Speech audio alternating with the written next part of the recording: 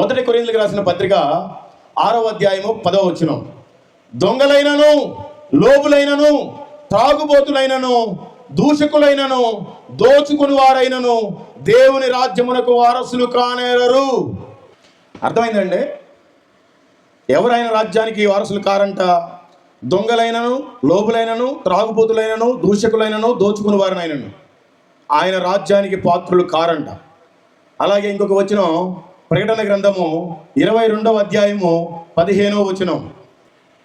కుక్కలను, మాంత్రికులను, వ్యభిచారులను, నరహంతకులను, విగ్రహారాధికులను, అబద్ధమును ప్రేమించి జరిగించు ప్రతి వాడును వెలుపట నుందురు.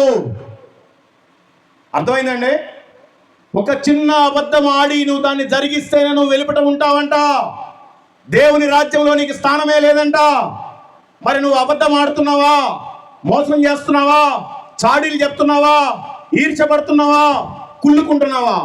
తెలుసుకో. ఈ రోజున దేవుడు అబద్ధం ఆడితేనే నీకు పరలోక రాజ్యం లేదని చెప్తున్నాడు.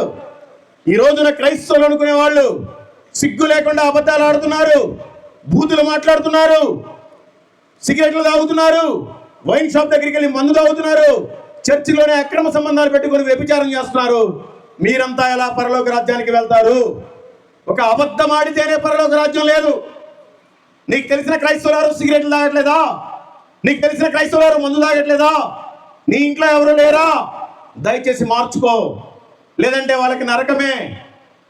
క్రైస్తవులు కొంతమంది అలా ఉండటం వల్ల అనేక మందికి చాలా కష్టమైపోతుంది. క్రైస్తవులు అని చెప్పుకోవడానికి సిగ్గేస్తుంది. మేము వెళ్ళాం, పంజాబ్ రాష్ట్రం వెళ్ళినప్పుడు అక్కడ గోల్డెన్ టెంపుల్ అని ఉంది. వాళ్ళంతా సర్దార్జీలంతా వాళ్ళ గురునానకను పెట్టుకొని వాళ్ళ పూజలు, వాళ్ళ ప్రార్థనలు చేసుకుంటూ ఉంటారు. అక్కడ ఒక బోర్డు ఉంది. బోర్డు మీద ఏమైనా ఉందంటే, ఎవడైతే సర్దార్ సింగ్ ఉంటాడో సిగరెట్ కనుక తాగుతున్నట్టయితే చెప్పు తీసుకొని కొట్టి గుండు చేయించాలి.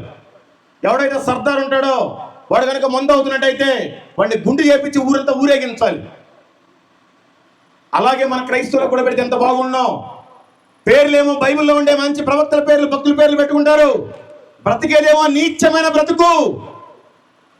అందుగా దేవుడు నీ కోసం వచ్చి ప్రాణం పెట్టింది. సిగరెట్ తాగడానికా? మందు తాగడానికా? వ్యభిచారం చేయడానికా? అబద్ధాలు ఆడటానికా? చాడీలు చెప్పుకోవడానికా? మందిరంలోనే పోటీలు పట్టడానికా? దేనికి? నీ ఆరాటం, నీ పోరాటం తెలుసుకోండి. లేకపోతే చాలా కష్టం.